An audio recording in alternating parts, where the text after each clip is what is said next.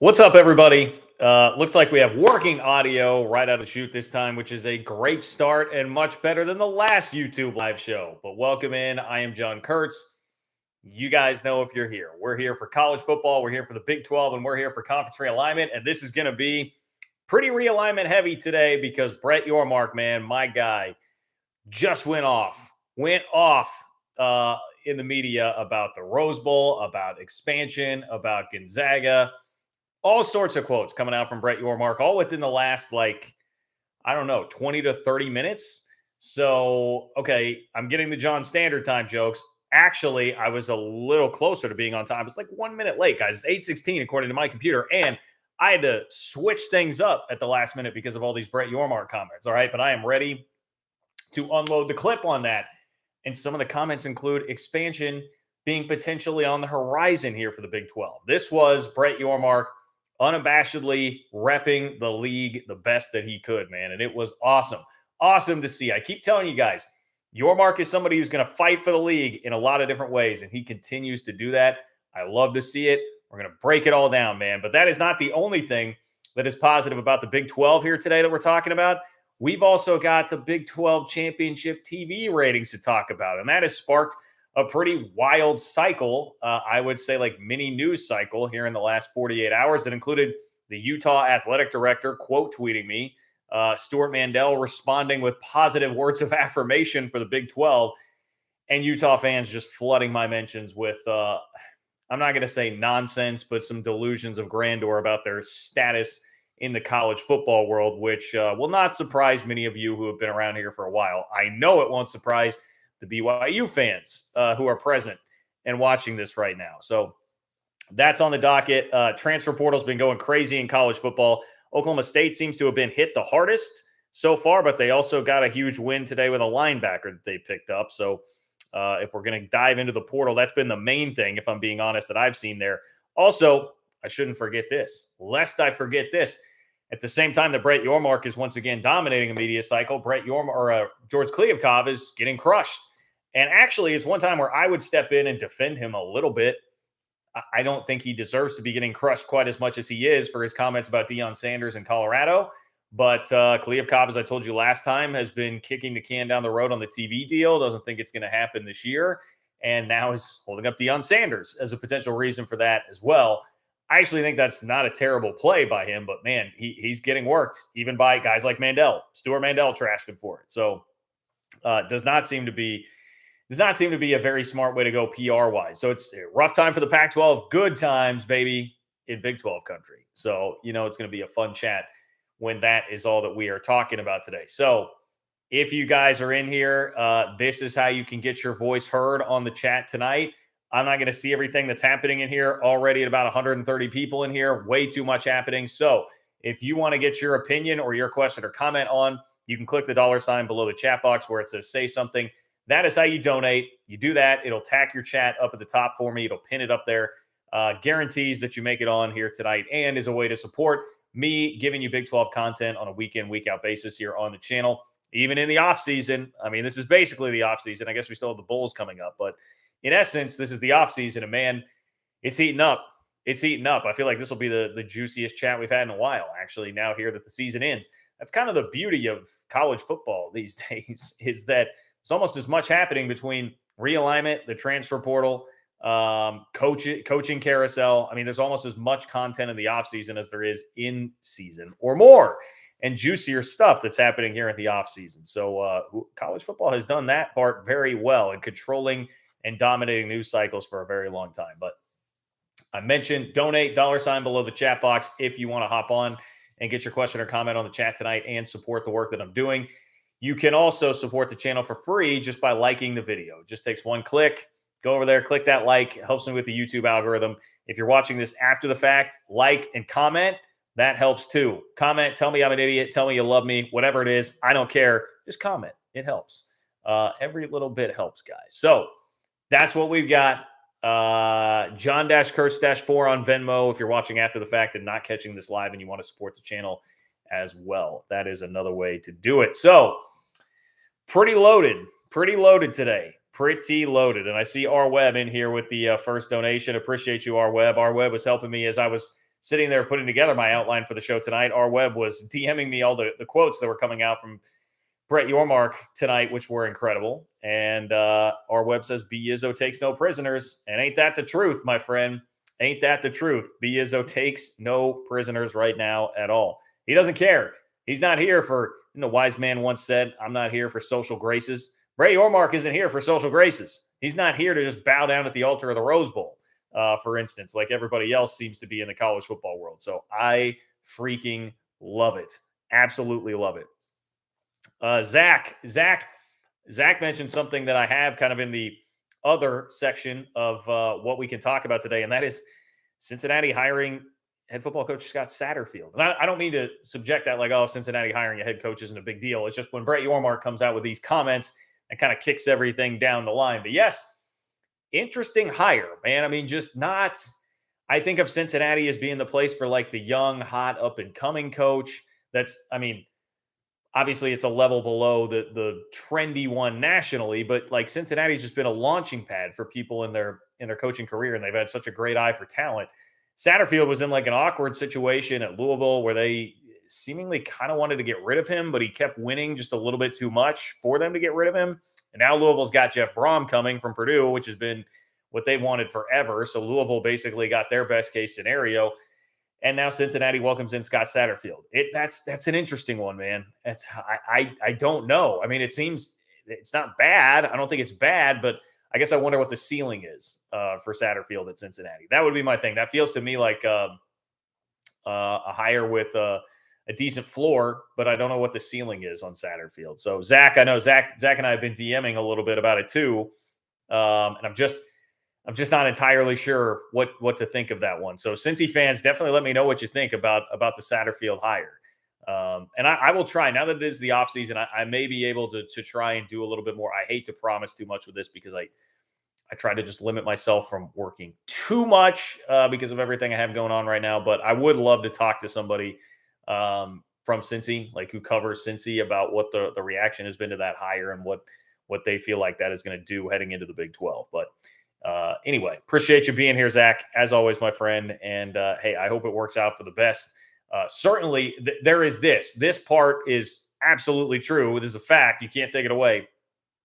An incoming team to the Big 12 just stole a sitting ACC head coach, and not a terrible sitting ACC head coach, like a decent sitting ACC head coach just left to go to the Big 12. That is a fact. And that I think is a good thing for the Big 12, that was able to happen, that is something that can happen, because a lot of people would view it as the fourth or fifth best conference out there. I'm going to vehemently argue for it being the third. And I think right now, the case is pretty strong, whether you're talking on the field, whether you're talking viewership numbers, pretty strong that the Big 12 is conference numero 3, numero tres. I don't know if I'm going to go Spanish. I should just finish the whole thing. You guys get the point, right? McMuffin, thank you, my friend. Extremely generous, extremely generous. I appreciate you so much, man. McMuffin says, thank you for you and all your Big 12 coverage this year. And thank you for also defending our great conference. Sick 'em and go Big 12. Indeed, McMuffin. I'm here to defend the league. Me and B Izzo are not going to let anybody slam this league, whether that's the Utah AD or not. He didn't really slam the league. He was more slamming USC. But hey, it's been a good week. I will just say, for business, it's been a good week in terms of exposure on the old Twitter. Thank goodness that is still around and didn't actually implode. It's been fun. It's been good. And I'm happy to do it, man. Happy to do it. Crime of passion. I love this league. You guys know that. Love this league. Always going to fight for it. So McMuffin, thank you very much. Thank you for being here. And as always, thank you for your support. You guys make it happen, man. Ema Tom says Big 12 tiers, looking forward the next 5 years. Ooh, man, that is a hard one. I don't know. I'm not trying to skirt the question, Ema Tom, at all, because the problem here is you've asked too good of a question. That's a really good question. What would the Big 12 tiers be? In fact, I might jot that down and see if maybe that turns into a video or just another topic at some point. Big 12 tiers the next.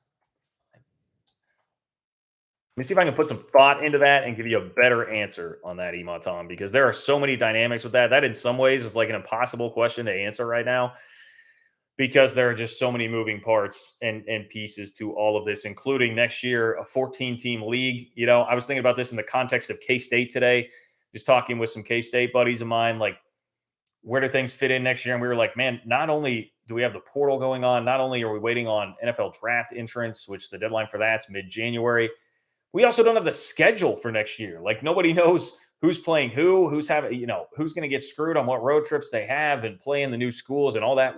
There are so many unknowns. So that's even just for next year. So the next 5 years, that becomes a very difficult thing to project. And there are just a ton of great coaches in this league, man. I mean, Kansas, who used to be at the bottom of the league, they've got a damn good coach right now in Lance Leipold. So that's a tricky question, but a very good one, Iman Tom. Love the topic. Let me see if I can get more in depth on that for you soon. But thank you for being here, and thank you for the donation. So I got to tell you about these Brett Yormark comments. And I know that what everybody is really, really here for is the expansion part of the equation. I'm going to make you wait for that for just 1 second, because I love the comments that Brett Yormark made about the Rose Bowl, which was the first thing to hit Twitter today. The Rose Bowl, to me, I've said this before, I'm pretty sure on this channel. I know I said it on my radio show back in the radio days. The Rose Bowl, to me, is just such a representation of stuffy elitists in college football. To me, it kind of embodies everything that we're fighting against and raging against here on this channel. It's the establishment, stuffy elites of the college football world that love the Rose Bowl. And that has, I think, been reflected in how they have carried themselves throughout this whole process until the very final hour, making it so much about themselves, putting themselves above the greater good of the game and wanting to have this game at the same time on the same day and still be included as one of the big college football playoff games. And it just drove me nuts. It's the Big Ten, thinking the Big Ten and the Pac-12 are the be-all, end-all of college football and just brands. I mean, the Pac-12 or the Rose Bowl to me just screams like being all about the brands, not about the actual substance, much more about the style and pomp and circumstance of who was good in the 1930s, all that stuff. So I hate it. I get the tradition. It is cool. If K-State were playing in the Rose Bowl, I would think that's a very cool thing. I'm not to the point where I'm just dismissing all of the value that's there, but I think the value comes with so much other baggage that just drives me insane. And I think it's generally bad for the game of college football that I don't love it. I'm never going to be able to get on board with that. And so here's what Brett Yormark had to say about the Rose Bowl. My guy said, quote, "I was put off, candidly, by the Rose Bowl. I don't believe in anyone putting themselves ahead of the sport." Man, just short, succinct, to the point. Brett Yormark says, "I was put off candidly by the Rose Bowl. I don't believe in anyone putting themselves ahead of the sport." I should phrase that a little differently. I was put off candidly by the Rose Bowl. I don't believe in anyone putting themselves ahead of the sport. He also dropped this. Yormark says they were taking a different approach, playing for what was on the back of the jersey instead of the front. Another thing I love, man. Another thing I love. They were playing for what was on the back of the jersey instead of the front. Another way of saying putting themselves ahead of the sport. And I just enjoy that comment so much for so many reasons. So many reasons. One of which being this guy's not afraid to shake the apple cart. Or rock the boat, however you want to frame it. He is not going to just bow down to the establishment. He is not going to come in and obey what you would think like the norms would be and say like, oh, well, everybody in college football loves this thing and it's been around for 150 years, whatever. And we have to preserve it at all costs. No, man, that's not Yormark. That's not Yormark, and that's not the Big 12. Screw the Rose Bowl. Who cares? That's not what the Big 12 is about. That's not where the game of college football is going. We're not doing this AP national champions again. Like, the voters get to vote on the AP national champ, and if they played well enough in this Rose Bowl, it's all about elevating brands in the sunset of the whatever. We're not doing that anymore. That's not where the game is going. We're about to have a 12-team playoff. Rose Bowl, you can come along, that's fine, as long as you just abide by the rules and move your game if you have to move your game, which is what is going to happen. But in light of everything that's going on, I love the fact that Yormark just doesn't care. He doesn't care about what would really be expected and dropping some level of deference to the Rose Bowl. Like I'm sure a lot of people out there think that he should. He's going to fight for what's best for this league. and he's going to go out and do it vocally. And look, these quotes, I'm sure if you just heard the audio of him speaking, which I haven't actually heard the audio, you're just seeing the quotes come out like that. They probably look a little more intense just in writing than they would with him speaking it, but that still is a very clear message, and to me, a fairly calculated message. What Yormark's been doing this whole time. I mean, Kliavkoff accused him of throwing grenades, lobbing grenades. That means a guy that's not afraid to shake it up. That means a guy that's not afraid to come after it.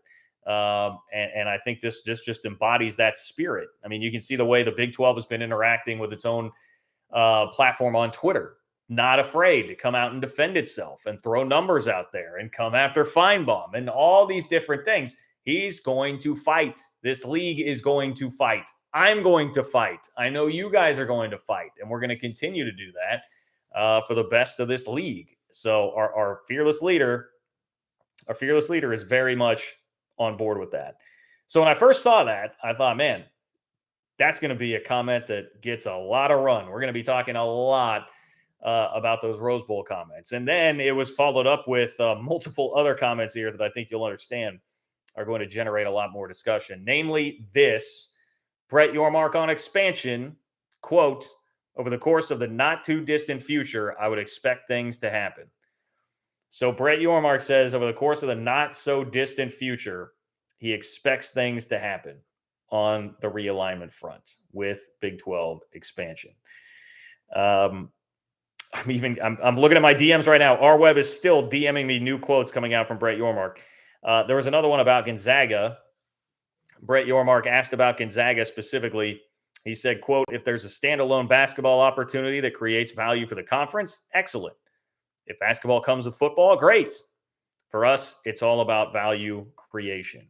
So nothing real specific there about Gonzaga, but his quote basically leads you to believe, like, even if it doesn't include football, we're not going to turn it down. Like, anything that will add value to this conference, we will do it. And Gonzaga seemingly would be in that wheelhouse for him if we're just judging by the fact that he's met with them, the fact that they have gotten Pete Thamel to report about it. Seemingly, he believes that is going to happen. Or at least is something worth pursuing. I should not speak like that. He believes it is something worth pursuing. And when you combine like that flirtation with something happening in the not too distant future, I mean, I just start to think like that. I wonder how much of this is Yormark just saying that to again try to rile up the Pac-12, to be kind of a fire starter, and at the same time foreshadow maybe that move. I wonder how much of it is in the back of his mind, him being like, well, we've got that card to play here. Whether or not the four corner schools are going to come, we've still got this card to play. I don't think that means they're going group of five for a football entity here.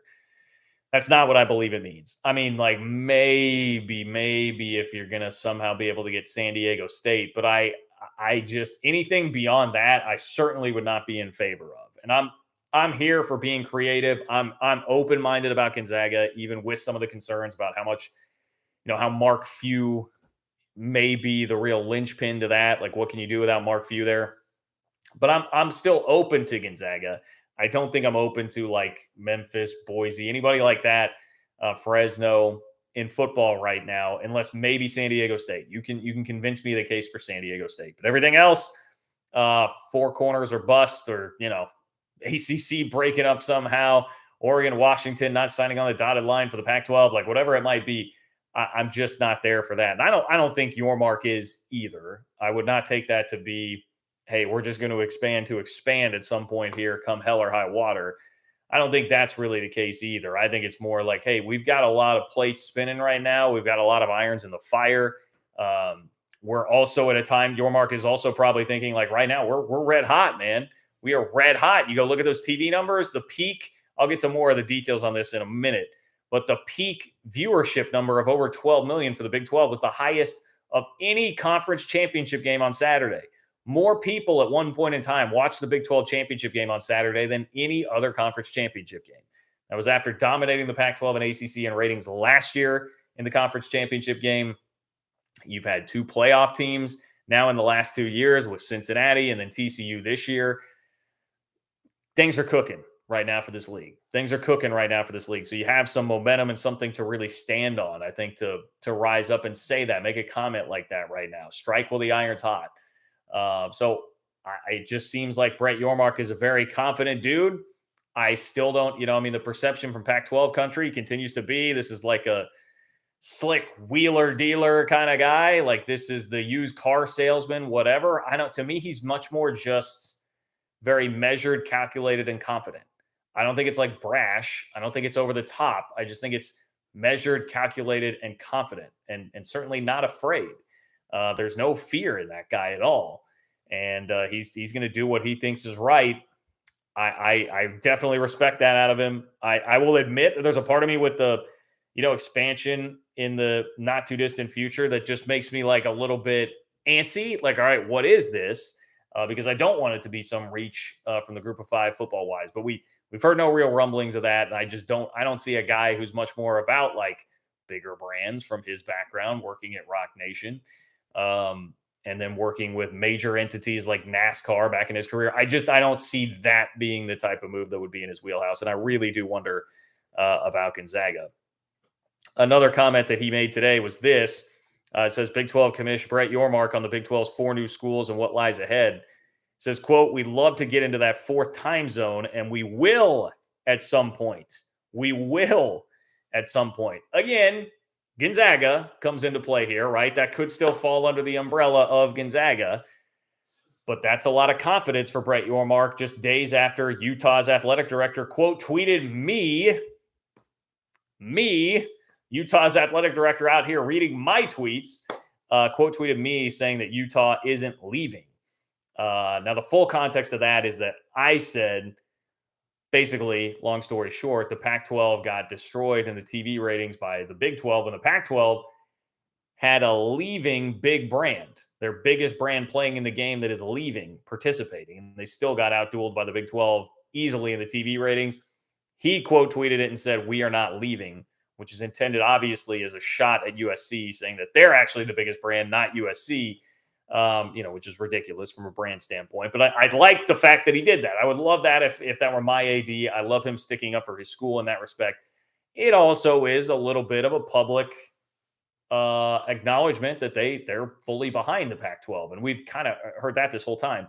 Utah, by the way, should be. They just dominate that league. They're running that thing right now. Why would you want to leave it? The system's working really well for Utah and the Pac-12 at the moment. But the same week that Utah, one of the 4 corner schools, and frankly, by far the best when it comes to a football program, his AD's publicly out here saying, "We're not leaving." And Brett Yormark has the confidence to say, "Oh, yeah, we'll get into that 4th time zone. Yeah, we'll be there. We'll get into that 4th time zone." And that expansion could happen over the course of the not too distant future. Very confident remarks there from Yormark. And that I would just imagine if you're in Pac-12 country, if you're in those Pac-12 offices, which actually they don't really exist anymore, right? They got rid of the San Francisco office space. I don't know. If you're in your home office working for the Pac-12, if you're George, I would just think that's another one of those comments that has to drive you nuts, and be like, man, Yormark is coming after us, trying to create some instability again. And it feels like that is all the Pac-12 is doing, is on the defensive, dodging grenades, as Kliavkoff would say. It goes back to like Kevin Warren's comments at Big Ten Media Day, where he brought that back up again, kind of cracked open the door for expansion still, and all of a sudden the Pac-12 was going through another whole round of that. It just seems like there is a ton of that going on right now. Pac-12 can't really get out of its own way. George Kliavkoff said earlier today that a part of the reason he's waiting still on a media rights deal, why it's going to extend likely into next year, is because Colorado just added Deion Sanders. And so people are just crushing him. How would you have known that? This is clearly an excuse. It's a cover-up. He's getting clobbered for that. So just drug through the mud on another news cycle when Yormark knows really how to work the media and project stability and confidence.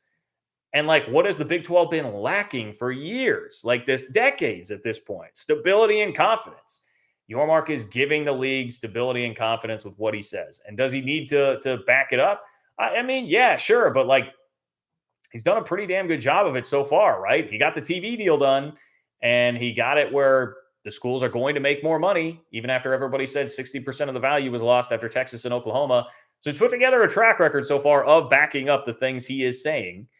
And I think we have every reason to believe him here at this point in time.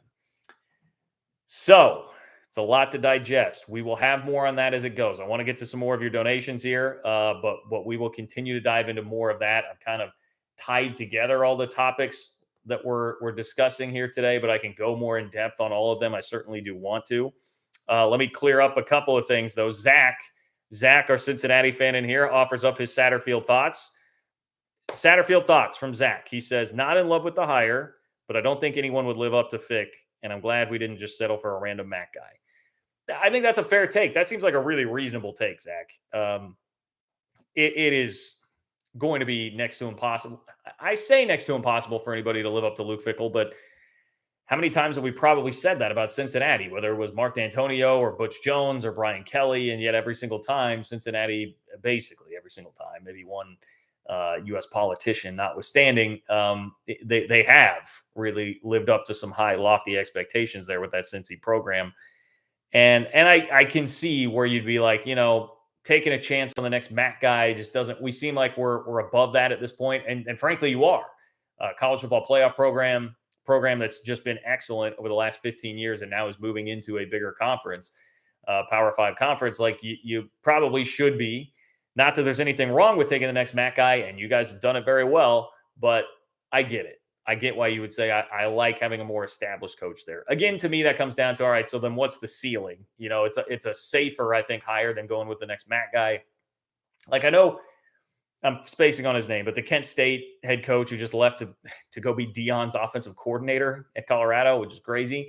But I know he had some positive buzz there. Like, if it were going to be that guy, you would think there's probably a high ceiling there, but also you just don't really know. Could be a very low floor. I think Satterfield has proven that, like, he's not going to have some terribly low floor where it's just a total disaster. So I'm with you, Zach. I think that's a very fair take. Glenn, what's up, Glenn? One of our resident BYU fans around here. Appreciate you, Glenn. Thank you for the donation. Glenn says BYU hires former FCS Weber State head coach Jay Hill for associate head coach and defensive coordinator. Awesome hire. I like that. I know BYU's problem this year really was defense. I know there were some big time issues on that side of the ball, and if you're getting a former head coach of a good, I mean, that's a perennial playoff FCS program, I believe.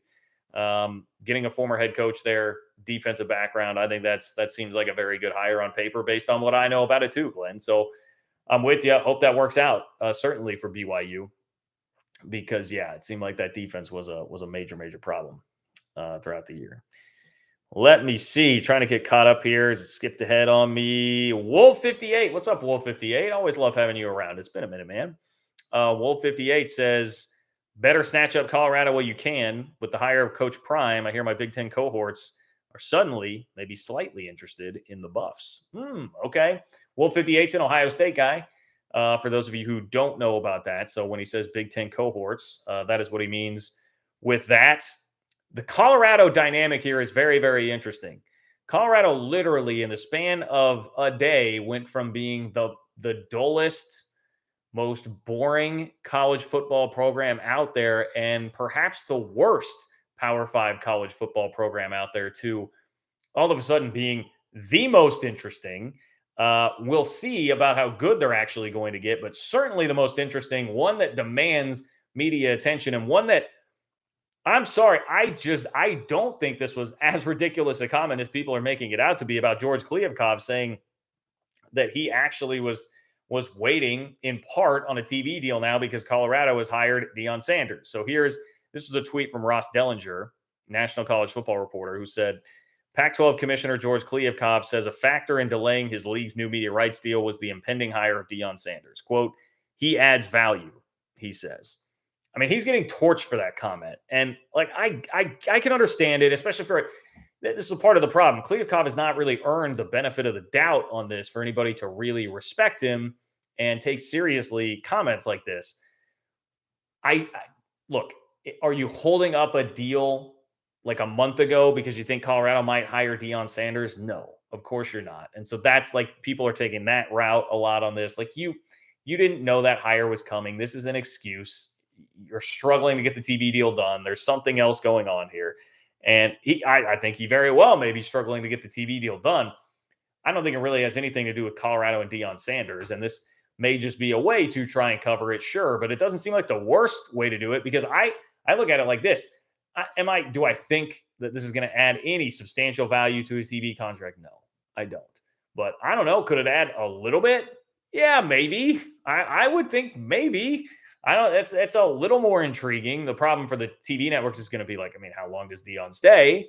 If he's not going to stay longer than 2 or 3 years, you're not getting a ton of bang for your buck. But if we're being honest about this upcoming season, TV networks, if it were like broken down in those terms, like you're just paying for games this season, I would imagine TV networks would be lining up to pay a lot of money to get Deion Sanders on there. Or certainly, it becomes a much more attractive option than your typical second or third tier Pac-12 game if Colorado's playing. You know how I know that? Because I want to watch Deion Sanders. I want to watch what the hell happens at Colorado this year. If you could give me like a live stream of just Deion talking to kids in the portal right now, I'd watch it. I'm captivated by it. I'm very fascinated. I don't even know that I have like a really strong opinion on whether it's going to be great or terrible, but I do have an opinion that it will be one of the two, and I'm here for that. I'm definitely here to watch that.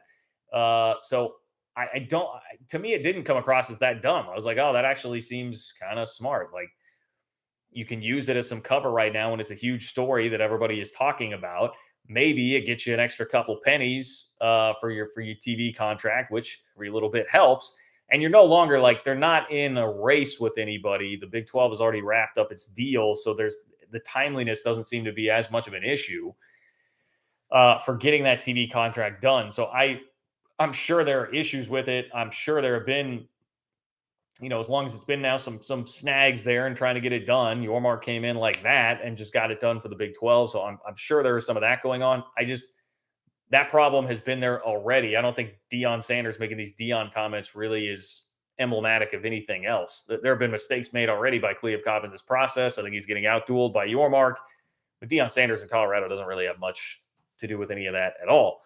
Now, if the Pac-12 is going to sign a new TV deal and then in 2 or 3 years, Colorado is like the greatest thing going in college football, then maybe you would be regretful that you're not coming back to the table with a TV contract at that point. But I do think the odds of Coach Prime staying in Boulder for long are low, whether it's going to be a disaster or it's going to be great and he's going to go take a major job somewhere. So anyway, interesting stuff, Wolf 58. Fascinating times we are living through in college football right now. Like absolutely fascinating times. Julius, thank you so much. Always extremely generous. Thank you for your contribution here. I really appreciate you, man. Julius says, howdy, John.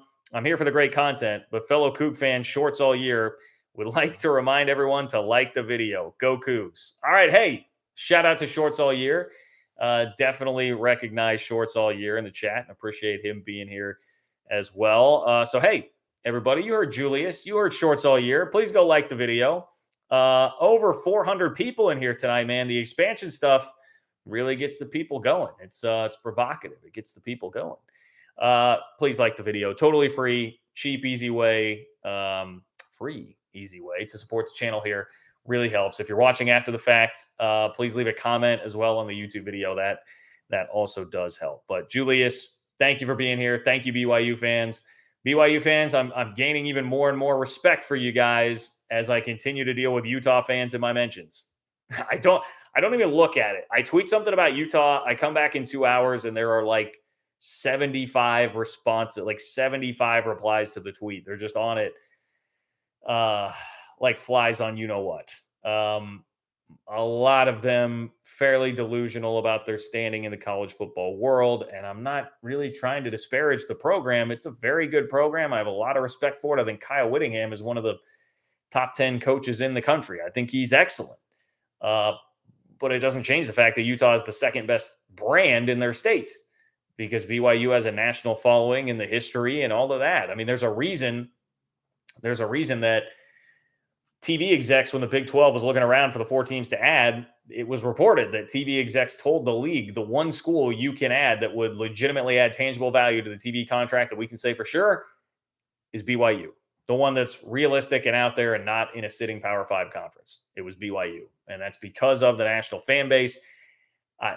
Just the things that I've heard from Utah fans about that or trying to justify why the Pac-12 TV ratings for the conference championship game were so much lower than the Big 12. Once again, even when they had the game with the most playoff implications, they had the game with the biggest brand going. They were standalone on Friday night. Like all these reasons that they should have crushed it, and yet they didn't comparatively to the Big 12. I've heard a lot of mental gymnastics coming over there from that side. So, and someone did, a Utah fan came in and said, "Hey, look, man, I've got pretty realistic expectations for where our place is in the college football world. A lot of fans are like this. We just, we're like anybody else. We have our crazies on Twitter." And I'm sure there is some truth to that. But Utah fans come stronger than about anybody I've come across and experienced. And I've had my duels with Iowa State fans, Oklahoma fans, Texas fans, who else? Kansas fans. Utah fans come strong. I'll give them that. They're passionate. I'm not taking that away from you at all, Utah fans. And I say a lot of this as a K-State fan, where I feel like there are a lot of parallels there and similarities. Very, very good football program that is underrated on a national scene. Always feel like you need to be fighting for respect because of location, not a real popular entity on the realignment grand scale. All these things, like I get it. Typecast as a school about one coach. Yeah, I know, like Utah obviously had Urban Meyer, but I think people now would say like, all right, well, is it going to just be Kyle Whittingham and then it's done after that? Like Bill Snyder, obviously at K-State, 1.0 and 2.0. I feel like there are a lot of similarities there between the two programs. So I get it, man. I do. But sheesh. So anyway, Julius, shorts all year. Thank you very much, my friends. Thank you very much. Daniel, what's up, Daniel? Daniel Gygax, appreciate you, man. Daniel says, quote, "Not too distant future. Didn't know Yormark was a, MST3K fan." All right, this is Daniel. You are going to make me show every bit of my 33 years old, I think, right here, because I'm going to have to Google it. Oh, Mystery Science Theater. Okay, I thought that was like a band or something, man. It's an embarrassing one for me. That's an L for me, Daniel. I'm sorry. I didn't realize that was Mystery Science Theater. Daniel says, also, if it's B-ball ads, who else? Like Big East or WCC schools, what adds value? Villanova's been thrown out there. I don't know if they would have any interest at all in making that kind of a jump, or what the logistics of that would be. I don't know that there is anyone other than Gonzaga or a Villanova that would add a ton of tangible value right now to the league. I don't know if you're going to pull anybody from the Big East, being that it's, Power 6 in basketball, really. So I don't know. I take it to mean it could just be Gonzaga and try and figure out the scheduling with that. He said, look, we're trying to get anything that adds value. If it's going to add value, I think you would find a way to make it work, even if it's not necessarily with a travel partner or just somebody else to even up the number. So yeah, that's kind of my response to you right now. I have not heard any like real legitimate smoke on anything else other than Gonzaga, but maybe Yormark has a trick up his sleeve. I mean, he certainly spoke with the confidence and the bravado tonight of somebody that perhaps does have a trick up his sleeve. So that might be the case, but I don't think anybody else in the West Coast Conference really makes sense. I think you're talking about Big East then, if you're looking at basketball specific. Because St. Mary's, I guess that would be the next in line. Like, and hey, I mean, I respect their program. They've had a nice program, but a lesser Gonzaga that again is going to be like a smaller school, and all. I don't think that's really worth it. So yeah, I think you are talking about Big East schools, maybe Villanova, Creighton. I don't know, like Creighton, perhaps. Although Creighton just lost to Nebraska in hoops, and man, should be careful saying this because K-State plays Nebraska here coming up pretty soon. But you can't be losing to Nebraska ball, okay? You can't be losing to Nebraska ball. Zach, what's up, Zach? Zach chiming in again. Appreciate you, Zach. Zach says, shout out to Trent Dilfer on tricking UAB into making him a head coach. It's amazing how far he's gotten with a Super Bowl ring that Ray Lewis gave him. That is one that, yeah, if I were a coach that's like trying to grind my way up the coaching ladder, I'd be pretty furious about that. Like Trent Dilfer just getting handed a Division I head coaching job like that. I mean, I don't know. Schools, I guess, at this point will do a lot of crazy stuff. I mean, Herm Edwards gets hired at Arizona State, right? Just a TV talking head. Kind of the same as Dilfer, although Herm Edwards at least was an NFL head coach, but had the career, did the TV thing, made a name for himself, and now you're going to go pluck him and pull him and hire him.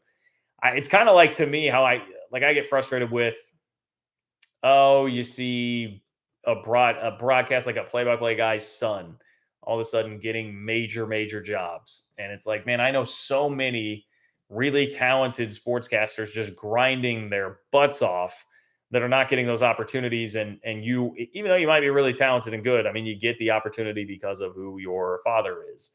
Or like Tim Brando is out here just stealing major college football reps on TV play-by-play from somebody who would do a much better job, be more prepared, not be over the hill, and not be so damn arrogant.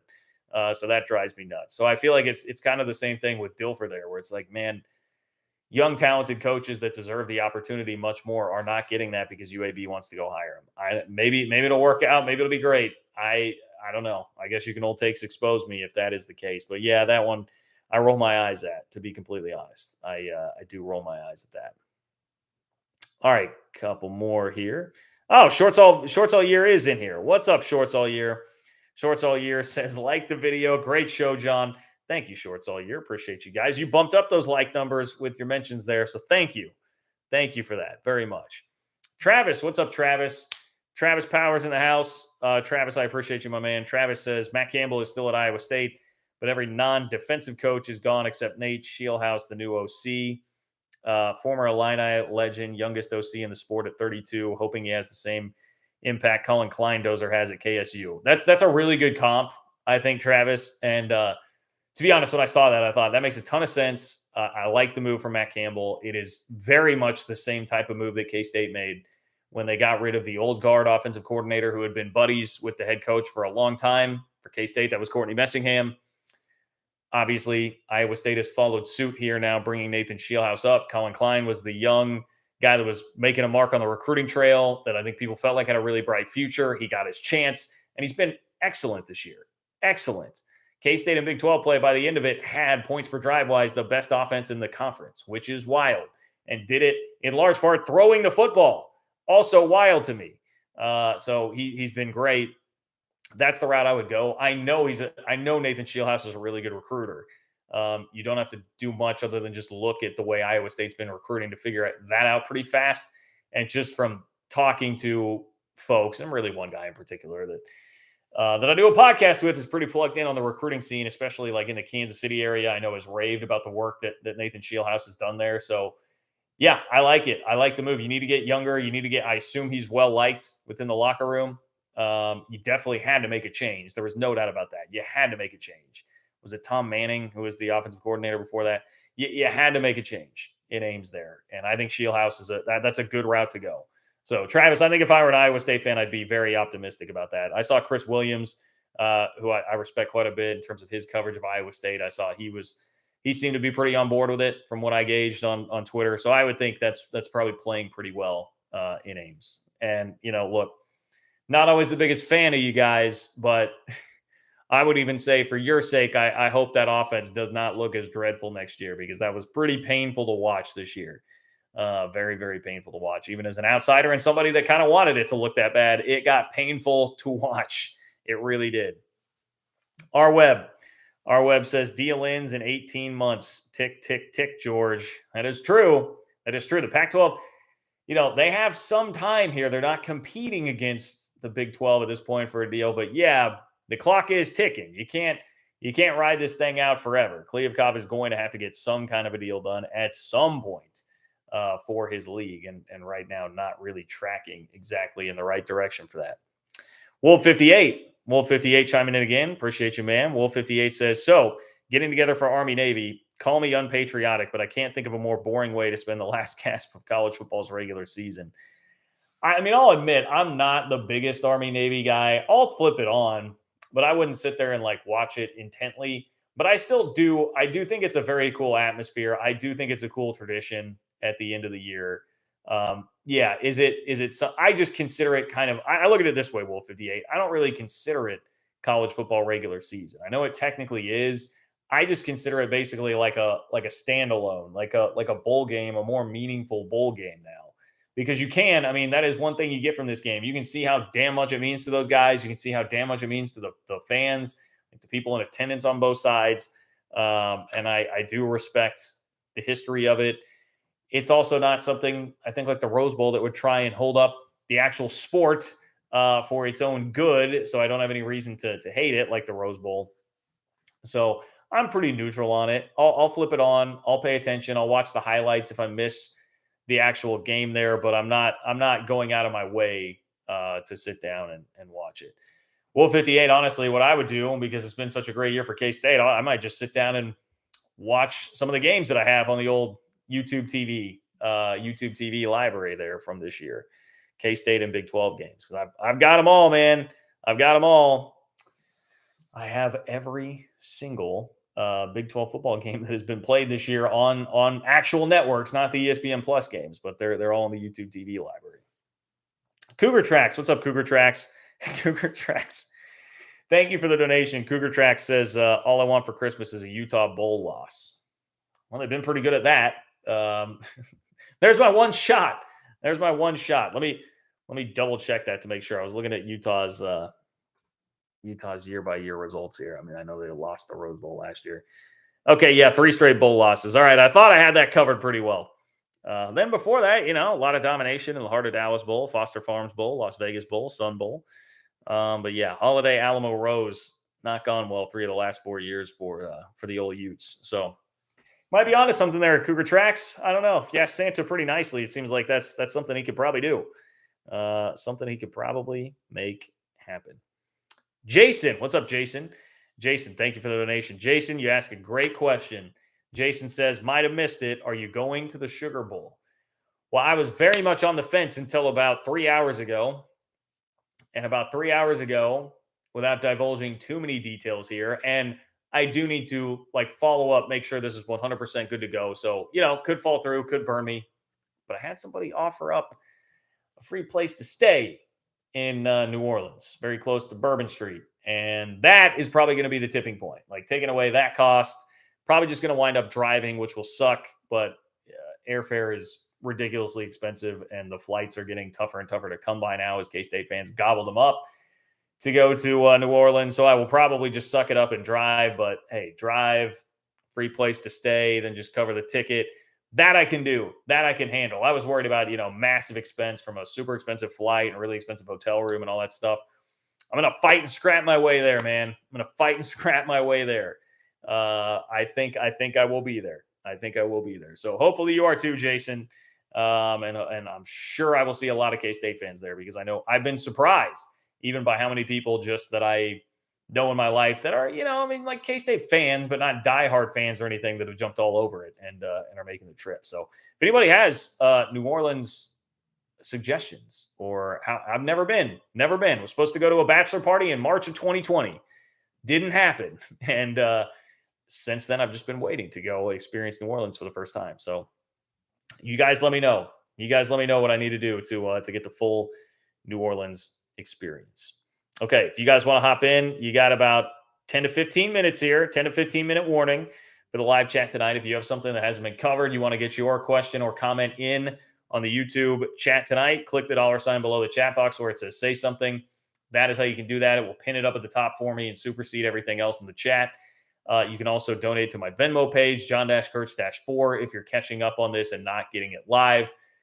Every little bit helps, and without your support, I could not do this. So it's a way to support the channel and help me bring you Big 12 content on a week-in, week-out basis and continue this fight, which right now is going really well for the Big 12, because here are the Big 12 TV numbers from the Big 12 championship game. 9.4 million viewers, a peak of 12.7 million at one point in time. There were 12.7 million people watching the Big 12 championship game, and it got a 5.3 rating. So if you're curious to last year, because I even kind of messed this up in the way I think I framed it and was talking about it for a long time, I kept referencing that 483 number from last year's Big 12 championship game. That was not the amount of viewers, that was the rating. So it got a 4.8 rating.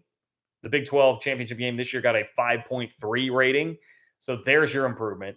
Last year, there were 8.2 million viewers. This year, 9.4. So over a million more this year. And I think you could basically attribute that to just the story that TCU was, and the fact that even though there was not as much intrigue after Utah beat USC the night before, there was still some intrigue as to whether or not TCU was going to get in.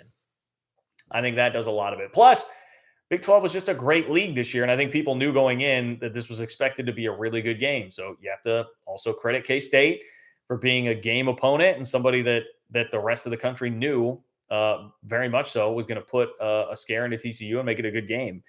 I think that probably accounts for it. You didn't have quite as much.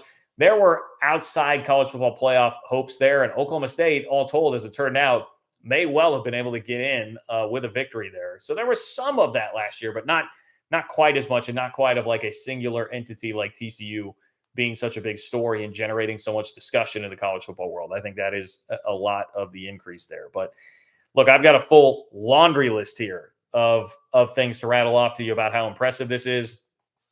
Again, that 12.7 million peak was the best peak viewer mark of any conference championship game. So at a given point, there were no more than 12.7 million people watching one single college football game on Saturday. That one single game was the Big 12 championship game, which literally means that Paul Feinbaum could not have been more wrong at all, period, end of sentence. Paul Feinbaum could not have been more wrong when he said that nobody will be watching the Big 12 championship game. Literally, more people watched that than any other game at one point in time, including the beloved SEC championship game for good old Paul. Now, the fact that that was kind of a blowout probably didn't help, but still, the Big 12 very competitive as far as viewership with the SEC and the Big 10. It was only that number for the Big 12 this year was only 800,000 less than the Oklahoma-Texas Big 12 title game in 2018. So all this talk about Texas, Oklahoma, 60% of the value, people only watch when it's them. No, we had a pretty similar number this year for the Big 12 championship game between K-State and TCU as we did in 2018 for Oklahoma and Texas, playing for all the marbles in the Big 12. Overall, this was the 8th highest rated game in college football this year. That may not sound that impressive on the surface, but it was the only non-SEC game in the top 10. No, only non-SEC or Big 10 game, in the top 10. So the only game outside of the Power 2 that made the top 10 most watched college football games of the season. It is literally, and I know that is frustrating, but it is just a reality. Those two leagues are so far in front in terms of viewership and interest and large fan bases and all of that, it's just all Big 10 SEC, Big 10 SEC. There was one, I think it was Ohio State, Notre Dame. So you got Big 10 Notre Dame that made the top 10 as well. But there's K-State and TCU checking in at number 8. For the second straight year, you can add up the numbers from the ACC and Pac-12 championship games and still not get as many viewers as the Big 12 championship game.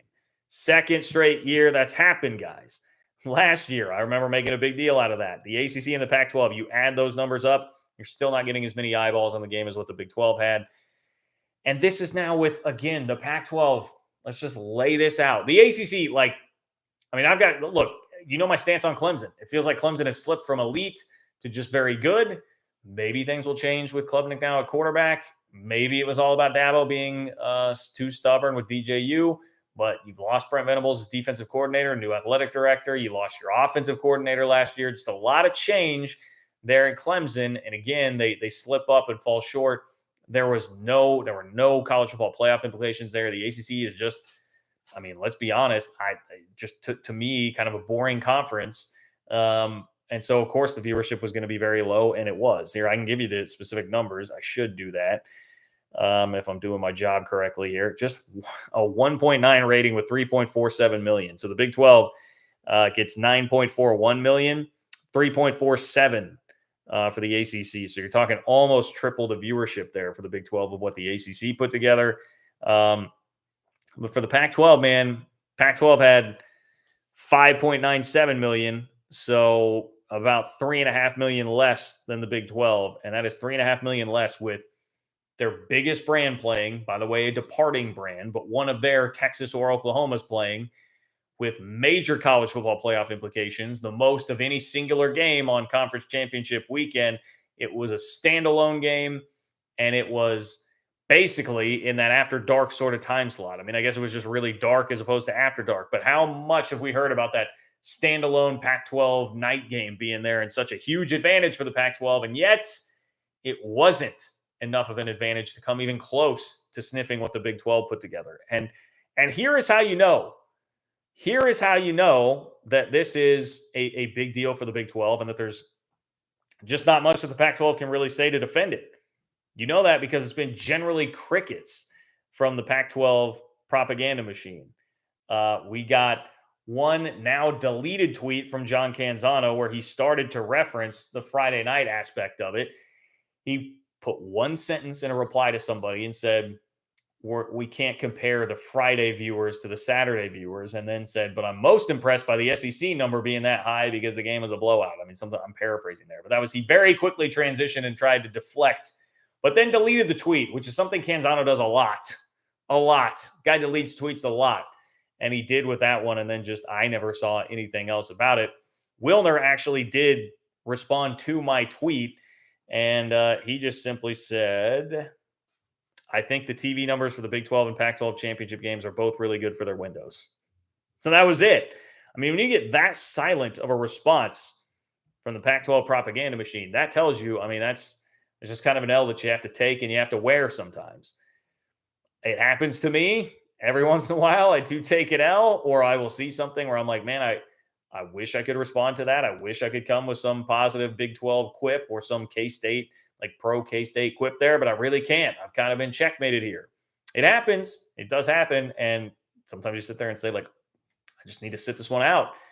Nothing good is going to come of me trying to force something. And that to me felt like what the Pac-12's response generally was there. We just got to sit this one out. We've been talking about standalone games. We've been talking about night games. We've been talking about whatever as far as why the Pac-12 is equal to the Big 12 in terms of it just wasn't. It wasn't. They had those advantages. They had those edges, and it wasn't there.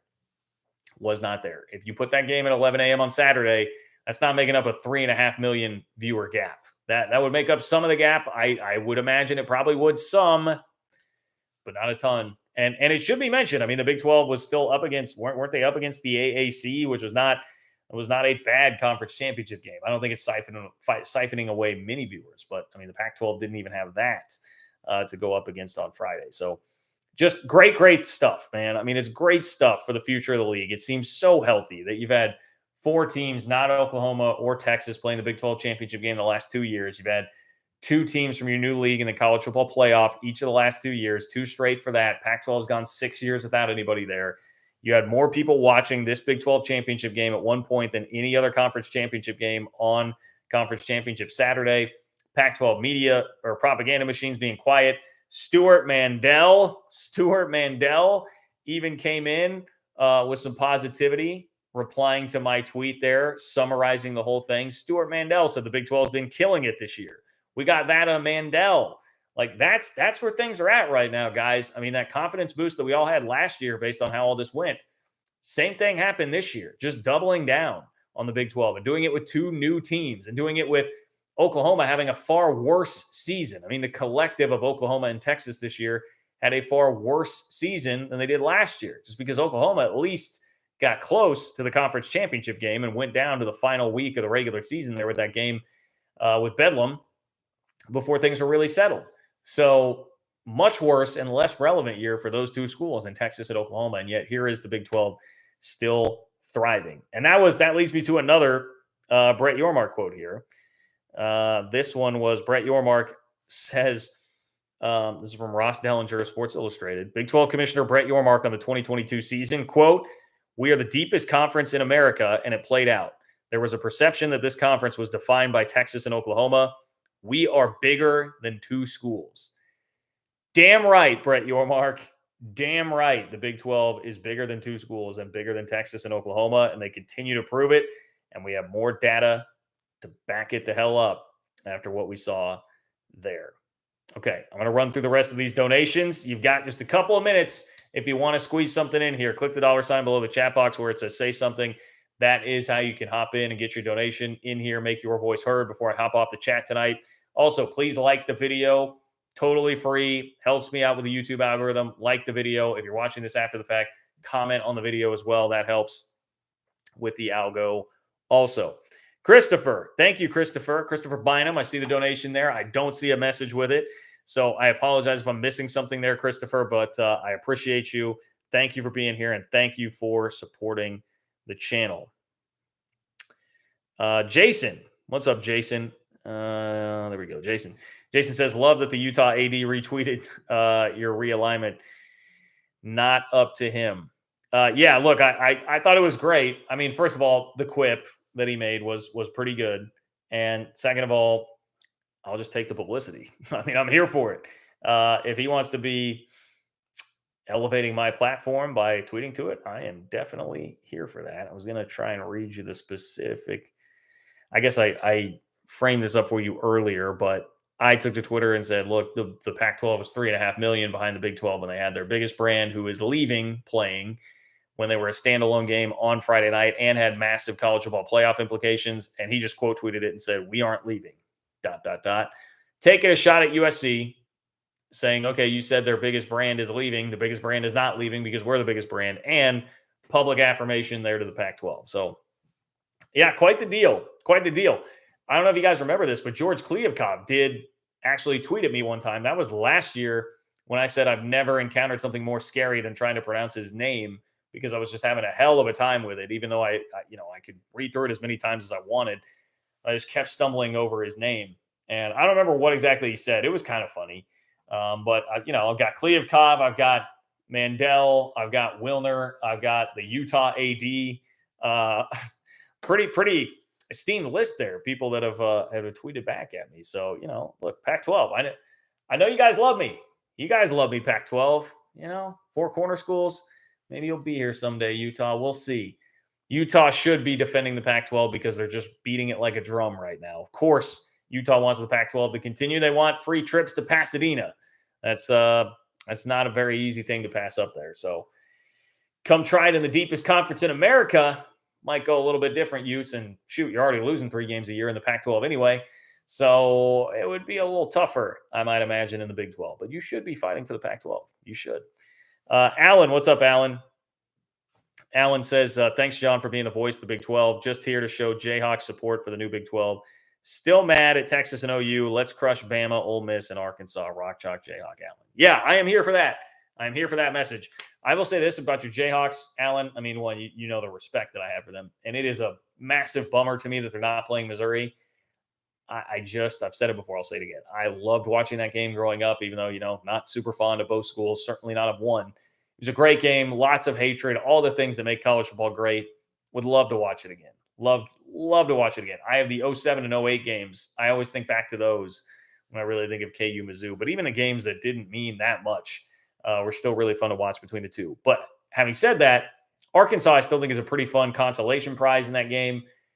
We'll see what kind of a team Arkansas is going to be fielding there. Opt-outs and all that obviously can always factor in here. But I think if I were Kansas, like you're still getting an SEC team. You're still getting a decent brand, decent draw there. I would think that would still be pretty exciting for Kansas fans. I watched K-State play Arkansas in the Liberty Bowl back in 2015, at the end of the 2015 season. And that was cool. Arkansas fans really traveled. They brought a bunch of fans. The first bowl game I covered as a working media member was the Cotton Bowl in 2011. K-State and Arkansas. Also really fun. Also a ton of fans there. Got to see good old Bobby Petrino, which was great. So, yeah, anyway, I think that's an intriguing game to me, Alan. So I'm happy that Kansas still wound up with that. Like, for instance, nothing against Wake Forest. I do respect their program, but Mizzou's going to go play Wake Forest in the Gasparilla Bowl. I would rather be playing Arkansas in the Liberty Bowl if I were KU. So thank you for your support as always, Alan. Christopher. Okay. I see Christopher said, oops, forgot message. All right. We got you, Christopher. Christopher says, oops, forgot message. Brave man going to New Orleans on New Year's Eve. I have been during Mardi Gras and New Year's, and New Year's was way crazier. Ooh, wow. Okay. All right. That's interesting. See, here's the weird thing, Christopher, about it all. I don't drink these days, so I'm not drinking anymore. So I don't know what experiencing. I'm going to be experiencing Bourbon Street sober on New Year's, hopefully after a K-State win over Alabama. So like I don't know what I'm in for. I'll try and document it on Twitter. I definitely am just here to experience whatever that is going to be. Right, when in Rome. I mean, I can't not experience New Year's Eve on Bourbon Street if I'm going to be at the Superdome at 11 a.m. that day. So, yeah, I'll check it out, man. We'll scope it out and see what happens there. But appreciate you, man. Thank you, Christopher. Cameron says Big 12, Big 12 Conference Championship game was up against the World Cup. like yes and no, right? Was the World Cup finished? Was the U.S. game finished by the time it started? All I know is I walked in and I was on the concourse of AT&T Stadium, and I looked up and saw it was 2-0, 2-0. Sorry, 2-0. Netherlands would I feel like that was like 45 minutes in. It would have been close. Would have been close, but I think most college football fans probably at that point, because the game seemed to be out of hand early on. I don't think it hurt the Big 12 too much, I guess is what I'm saying. But it's a fair point to bring up that could have siphoned off a little bit. Definitely could have. Daniel, what's up, Daniel? Daniel, thank you for the support. Thank you for being here. Daniel says, great game in front of the whole nation. Feinbaum and all the other Big 12 haters are just going to have to live with the fact that we have a pretty competitive conference that people like to watch. That is correct. I think that's a good summation of it right now, Daniel.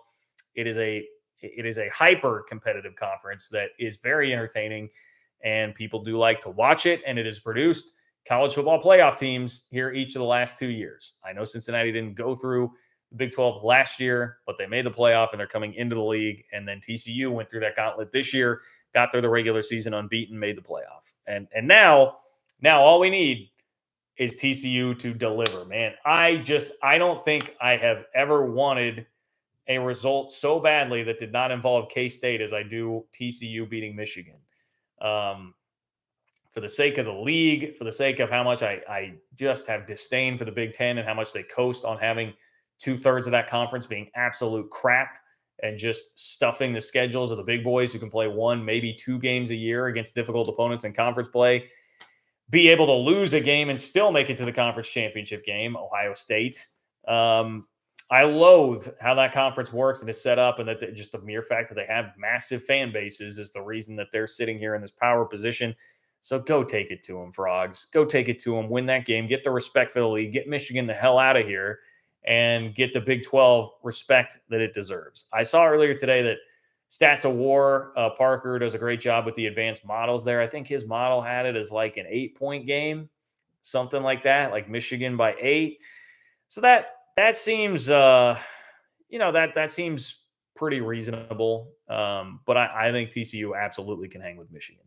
There's no doubt in my mind that they can. I hope that they do. I hope that they will. I hope that actually happens. And I certainly, I also wish the best for Max Duggan as a Heisman finalist. I'm sure he won't win it. I'm sure it'll be Caleb Williams, but I hope it's close, man. I'd vote for Duggan. I would vote for Duggan. I'd be Team Duggan on that. Coos. What's up, Coos? Coos says Wildcats getting a chance to shut Paul Feinbaum up. That is correct. Literally, once again, the highest peak of viewership of any conference championship game on Conference Championship Saturday. Could not have turned out to be a worse look for Paul Feinbaum with that when he said that nobody would be watching. And the other part that's really funny about that, Coos, is that we had another one of those moments where it was another live hit that surfaced this week where it was Feinbaum and Stephen A. This time it was all Stephen A. just speaking nonsense, but it just was like ESPN, like, stop putting people who don't watch college football on TV to talk about college football, because Stephen A. was basically saying it's just ridiculous that Alabama didn't get in. But here was his argument. It is as follows. Alabama.